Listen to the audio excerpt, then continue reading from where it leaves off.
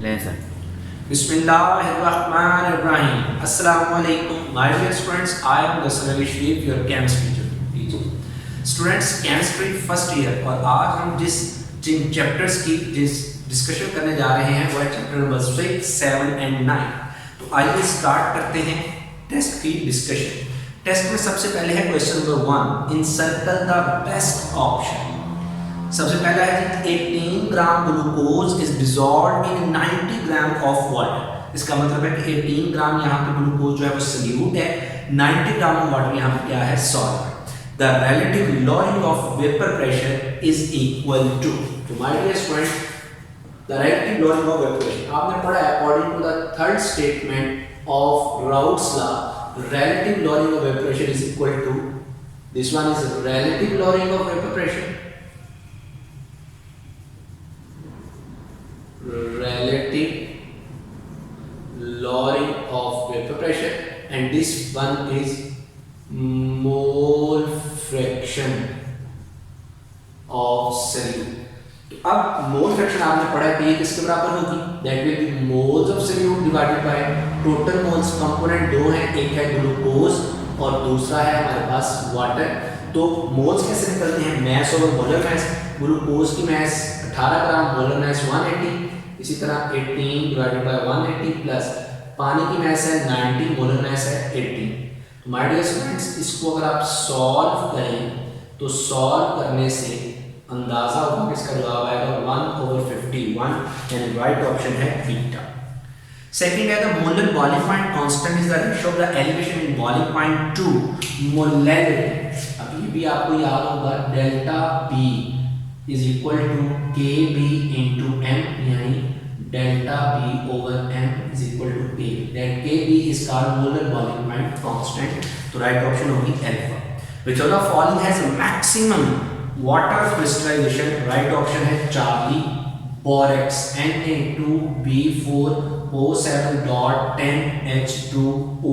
तो सबसे ज्यादा water crystallization इसमें है, यानी 10. My dear students, fourth MCQ है the molecular mass of non-volatile solute can be calculated from lowering of vapor pressure by using formula alpha. ये first qualitative property. Fifth, which of the following is incorrect about ideal solutions? इनमें से कौन सी चीज ideal solution के लिए incorrect है? Beta. याद रखिएगा, ideal solution में चूंकि forces की magnitude सेम है, चूंकि वॉल्यूम में चेंज नहीं आता, तो एंथैल्पी में भी चेंज नहीं आता, यानी आइडियल के लिए डेल्टा एच क्या होना चाहिए, 0 बराबर beta. The number of bonds in nitrogen molecule. Nitrogen molecule में नंबर ऑफ बॉन्ड्स क्या है, 1 sigma and 2 pi bonds. Which of the following has maximum electron affinity value? My dear students, electron affinity top to bottom decrease करती है. Fluorine की value maximum होनी चाहिए, लेकिन fluorine की कम है, तो राइट ऑप्शन बनेगी क्लोरीन. यानी इलेक्ट्रॉन अफिनिटी का जो ऑर्डर बनता है that is chlorine, bromine, then fluorine और एंटीआयोडीन. यानी राइट ऑप्शन क्या है, क्लोरीन. 8th MCQ है with increase in all of the following bond energy increase except, right option है delta. With increase in the size of atom, nuclear action decreases due to which bond energy decrease. बाकी सब बढ़ाएंगे तो bond energy बढ़ेगी. Charlie option जो bond multiplicity है, इसका मतलब है presence of pi bond, मतलब carbon carbon single bond, carbon carbon double, carbon carbon triple. तो यहाँ पे एक पाई बॉन्ड है, यहाँ पे 2 पाई बॉन्ड है, तो इसकी बॉन्ड एनर्जी ज्यादा, इसमें कोई पाई बॉन्ड है तो इसकी बॉन्ड एनर्जी सबसे कम. बट साइज बढ़ेगा तो bond energy come. The bond angle in hydrogen sulphide is 92 degree, यानी delta. 10th MCQ which of the following element does not always follow octet rule? Right option है sulphur. यानी sulphur अगर 2 bond बनाए, ये भी आपने MCQ में किया, इसमें एंगल होता है कितना, 90. 2 बॉन्ड बनाए 92, 2 बॉन्ड बनाए तो ये ऑक्टेट को फॉलो करता है. लेकिन अगर यही 6 बॉन्ड बना ले, जैसे सल्फ्यूरिक एसिड, जैसे SF6 है, तो फिर ये ऑक्टेट को फॉलो नहीं करता. सल्फर के अलावा बाकी सारे हमेशा ऑक्टेट को फॉलो करते हैं. कैलोरी बहुत इंपॉर्टेंट MCQ, बेंचमार्क का है. Calorie is equivalent to, right option है delta 4.184 joule. 12th MCQ for which for the reaction sodium hydroxide plus HCl The change in enthalpy is called heat of neutralization delta NH base or HCl acid. 13वां MCQ है lattice energy of sodium chloride is 77 kilojoule per mole. और 14वां है बहुत आसान, the study of heat change comparing a chemical change is known as thermochemistry. My dear student, बढ़ते हैं question number 2 यानी short write short answer to the following questions. सबसे पहला है the dipole moments of CO2 and CH2 are 0 but that of H2O is 1.85। तो इसका जवाब आप कैसे देंगे? आप इनके स्ट्रक्चर बना दें ये, तो आप कहेंगे कि इसमें ऑपोजिट वेक्टर बनते हैं जो एक दूसरे के इफेक्ट को क्या कर देते हैं, कैंसिल। वाटर में डाइपोल मोमेंट 0 नहीं, क्योंकि पानी के केस में क्या मौजूद होते हैं, लॉन पेयर, जो कि स्ट्रक्चर को लीनियर नहीं होने देते, जिसकी वजह से इसकी डाइपोल मोमेंट 1.85 डिवाइड आ जाती है और इनकी 0 divide. My dear student, third short question है ये बोर्ड में, सेकंड शॉर्ट क्वेश्चन है, why the elements of group third A have less ionization energy values than second A. होना तो ये चाहिए कि असूल ये है कि लेफ्ट टू राइट जाते हुए आयोनाइजेशन एनर्जी क्या करती है, इंक्रीज। तो पहले सेकंड ए ग्रुप आता है, बाद में थर्ड ए। असूलन थर्ड ए की आयोनाइजेशन एनर्जी ज्यादा होनी चाहिए, पर असूल ये है कि थर्ड ए की कम और सेकंड ए की ज्यादा। अगर मैं थर्ड ए ग्रुप की वैलेंस इलेक्ट्रॉनिक कन्फर्मेशन लिखूंगा तो दैट इज NS2 और इसकी बनती है NP1।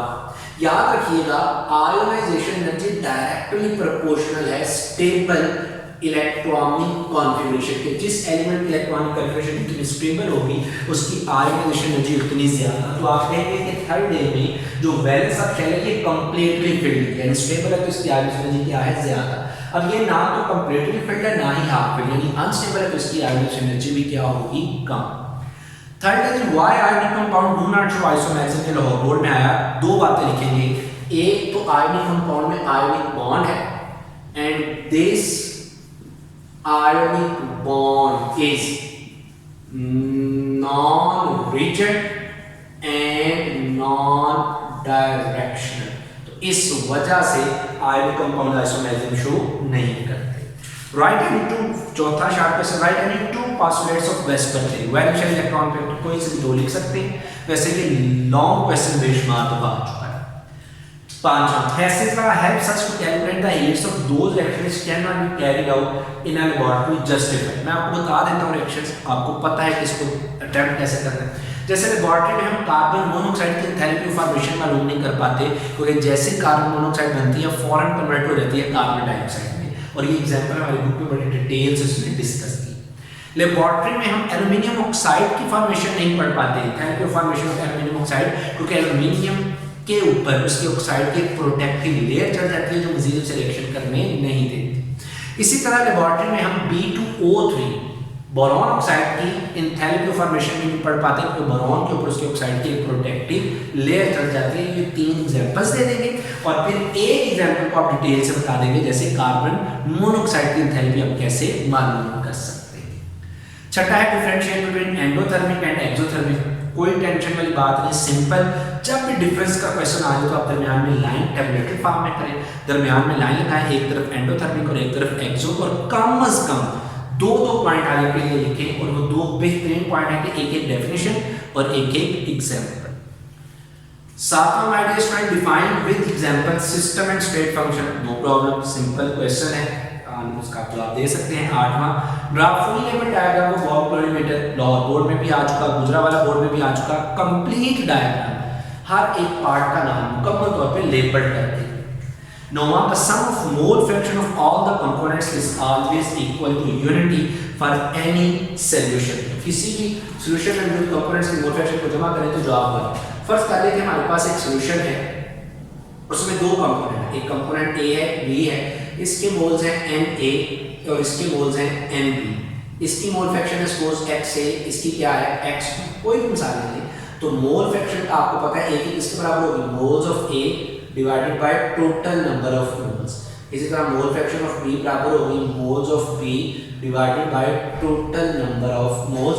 आप इनको सम अप कर लें, XA plus XB is equal to Na over N। ये मैथमेटिकली आप इसको इस तरह से क्या कर लेंगे, प्रूफ कर लेंगे। एलसीएम इसका लेंगे तो Na+NB ऊपर भी ये आ जाए, हल करेंगे तो इसका जवाब क्या बन जाएगा, ये सिंपल मैथमेटिकली आप इसको वेरीफाई कर। 10वां है Beckmann's thermometer is used to note the depression in freezing point. My dear student, एक ही बात है कि जो बेकमैन्स थर्मोमीटर है ये बड़ा सेंसिटिव थर्मोमीटर है। चूंकि ये सेंसिटिव है, it can measure a very small change in temperature up to 0.01 Kelvin. तो जो कि 0.01 केल्विन इतनी छोटी चेंज को भी मेजर कर सकता है, that is why it is used to measure the depression in freezing point. 11वां है resolution of KCl, Na2SO4, sodium sulphate, KBr, etc in water give neutral solution. Simple, because these solutions cannot be hydrolyzed in water. तो चूंकि ये hydrolyse नहीं होते, इसका मतलब है जब आप इनको पानी में डालेंगे तो ये pH पे भी कोई इफेक्ट नहीं करेंगे, यानी न्यूट्रल सॉल्यूशंस प्रोड्यूस करेंगे। और 12th है briefly explain phenol water system, ये चैप्टर नंबर 9 में पार्शियली मिसिबल लिक्विड की एक एग्जांपल। माय डियर स्टूडेंट्स, ये तो थे शॉर्ट क्वेश्चन। लॉन्ग क्वेश्चन की बात करें तो question number 1, oxygen is paramagnetic in nature, justify through complete diagram molecular orbital theory के मुताबिक ऑक्सीजन की बनाएंगे और एंड पे आप बताएंगे कि देखिए जिसमें एंटी बॉन्डिंग में चूंकि 2 अनपेयर्ड इलेक्ट्रॉन है तो इस वजह से ये क्या है, पैरामैग्नेटिक। पैरामैग्नेटिज्म किस वजह से आती है, अनपेयर्ड इलेक्ट्रॉन्स की वजह से। हो सके तो आप बॉन्ड ऑर्डर और रिलेटिव एनर्जीज भी लिख दें, एहतियात करें। B state first of thermodynamics, जिसे आप law of conservation of energy कहते हैं, prove that delta is equal to QB. अच्छा, हमारे ग्रुप में जब डेल्टा एच यानी थेरेपी वाला टॉपिक है, उसमें डायग्राम नहीं बनाए। आपने इस क्वेश्चन में डायग्राम बनानी है वो जो प्रीवियस टॉपिक में, यानी जब आपने साबित किया था डेल्टा ई बराबर है क्यूवी के, इस टॉपिक का जो डायग्राम है वो इसमें भी इस्तेमाल होगी। और सी है defined and explain solubility curves, ये लाहौर बोर्ड में एक दफा क्वेश्चन, लाहौर बोर्ड या गालिबन गुजरा वाला बोर्ड में ये क्वेश्चन आ चुका है। तो माय डियर स्टूडेंट्स, आज की ये टेस्ट की डिस्कशन यहीं पे कंप्लीट होती है। उम्मीद है कि आपको बातें अच्छे से क्लियर हुई होंगी। इंशाल्लाह एक नए टेस्ट के डिस्कशन के साथ आपसे मुलाकात होगी। तब तक के लिए अपना बहुत ख्याल रखिएगा। अस्सलामु अलैकुम।